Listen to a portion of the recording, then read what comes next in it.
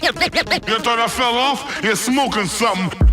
Hi, and welcome to Sports Tips UK. I'm Marcus J. Richardson. And I'm Adam Thorn. Today we're going to talk about the 13th of October, 2 days before my birthday. Is it? Yeah, I'm going to be 46. Is that what you're telling people? You're going for the opposite, rather than saying I'm 21, and everyone go, you look really old for 21, and you're going, I'm 52 this year. Yeah, like, no, you look great. I'm 46. 13th of October, a few fights going on that might be quite interesting. Terrence Crawford fighting over in the States and a couple over here. Talk to us about what's happening over here, Adam. You've got the Metro Arena. How are the lad up in Newcastle? Up in Newcastle. The top of the bill there is the vacant EBU European lightweight title. Anyway, you've got Lewis Richardson. He's fighting Francesco Patera. It would be an interesting fight if I didn't think Lewis Richardson was one of the best boxers in the UK at the moment. So you think he's going to spark him out early doors? Well, let me give you some stats, Marcus. Okay. I know how you love some stats. Hit us with some stats, Adam, whilst you look at them on the computer because you can't remember them. Hit us. Lewis Richardson has won his last 8 fights by stoppage. Doing well lately. He's also won the quickest British title. He Won the British title in the quickest time. Won it outright, yeah. From winning it for the first time and then defending it 3 more times. That's 8 months took him. Wow, he had 4 fights in 8 months. Total amount of rounds boxed over 4 12-round fights. How many do you think it took him? 7. 11 rounds. 11 rounds, not bad. Okay, so Lewis Richardson's going to knock him the fuck out then, basically, isn't he? Yeah, this guy's fought at European level before. This Patera, every time he has, he's been beat. Lewis Richardson's just insane at the moment. Like, he's so good and he's getting to people quickly. This guy lost to Sean Masha Dodd. Sean Dodd's a good fighter, but he's no Lewis Richardson. Right, let's move on then. Moving on to who else is in the UK.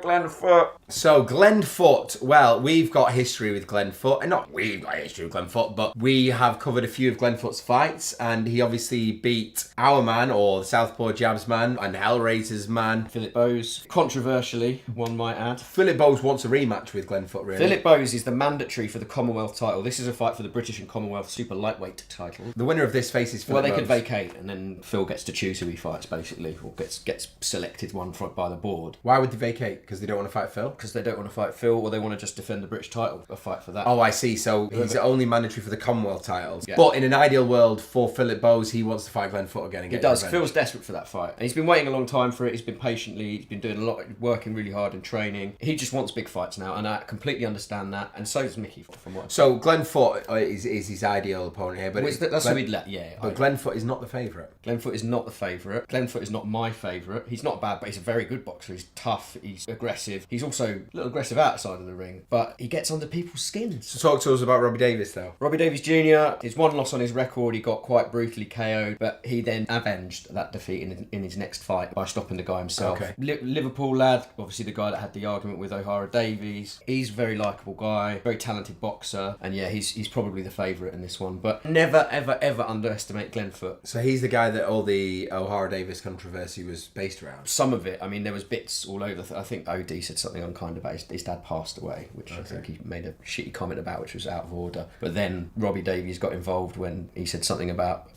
Tommy Call's favourite newspaper being The Sun, and then it became about Merseyside, which it was absolutely nothing to do with. That was, Hillsborough. Yeah. But Robbie Davis Jr., on a personal level, I don't really care who wins this. I want what's best for Phil. Phil's my mate. Phil wants Glenn Foot, so let's go for Glenn Foot. You think Glenn? Yeah, but do you think he's going to win? I don't think you could ever write Glenn Foot off. Just ask, No, he's a warrior, isn't he? Yeah, He's he's had some shock wins against undefeated top prospects in the past year. You get good. Get good on Glenn Foot. So it might be worth having a look at that if you do fancy a quick punt. So you've got potentially Glenn Foot to win and Lewis Richardson pretty much nailed on, you think, for a KO. So let's go over to Bud Crawford or Terrence Crawford, however you want to call him. I didn't even know he was Bud. When I was like, hey, Bud, man. He texted me going, who is this Bud everybody talks about? And I was like, Terrence Crawford. And he was like, where's it come from? I was like, oh. Why are they calling him Terrence Crawford? Why is it going to... Tell Crawford. Yeah. So Terrence Crawford, again, he's fighting an unbeaten fighter, though. He's fighting Jose Benevidez Jr, who's 27-0. Terrence Crawford's 33-0, so that's like 100-0 between them if you add it together. It's not. For many people, he is their pound-for-pound boxer, though, isn't he? BoxRec have him as their number 1 pound for pound. Although they calculate things slightly differently because they've got like a point scoring system. Anyway, he's insane. He's a 3-weight world champion. He's beaten up some top guys in every weight class he's been in. And he's now a welterweight champion champion. This is only his second fight at welterweight, or maybe it's his third fight at welterweight. But he's not been at welterweight long. When you look at the records, 27-0 with however many knockouts he's got is a fairly decent knockout percentage. But Bud's is better, I think. But Jose Benevidez Jr. is 6'2", and Bud Crawford is 5'8". Welterweight, that's tall. Yeah, Welterweight. and so size-wise, there's like a 6-inch difference. It's almost. Hay versus value of 2. Yeah. No? Almost. Do you know what's interesting? The reach advantage, this is interesting, is only 3 inches. So wow. which is 1.5 inches an arm, assuming he hasn't got one arm longer than the other. So Bud's got really long arms, and the other guy's got really short arms. I would suggest that it means Bud has quite long arms, you know. Yeah. Probably got a massive knob.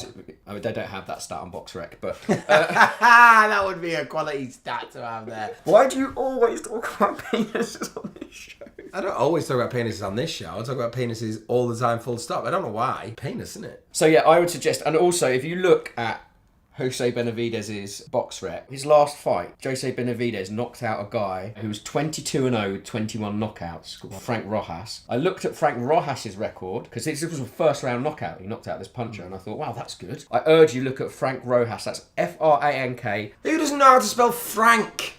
All right, Frank. It might be a foreign spelling. Frank. It's still with a C or something. Right, go on. All right, FrankRojas. Look at his record. It is 21-0 of the most unimpressive fights I've ever... Look at it now. Let's do it. Okay.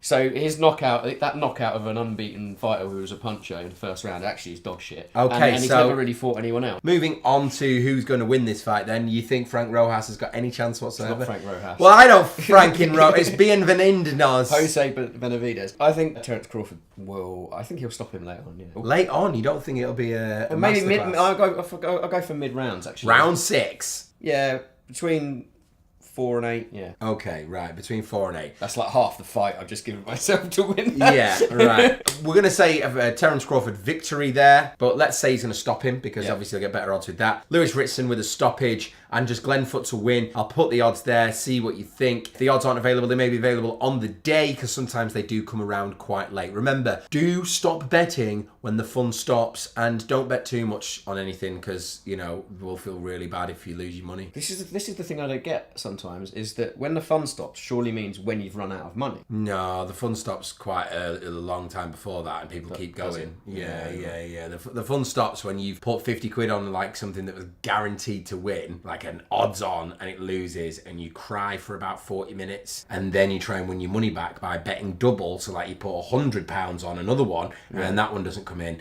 and then you then shit yourself. Like literally, you poo into your pants. Sounds like fun. Yeah. Well, before that point, preferably. Yeah, before your pants are filled with poo, do stop. I've been Marcus J. Richardson. And I've been Adam Thorn. Until next time, peace. You thought I fell off? You're smoking something.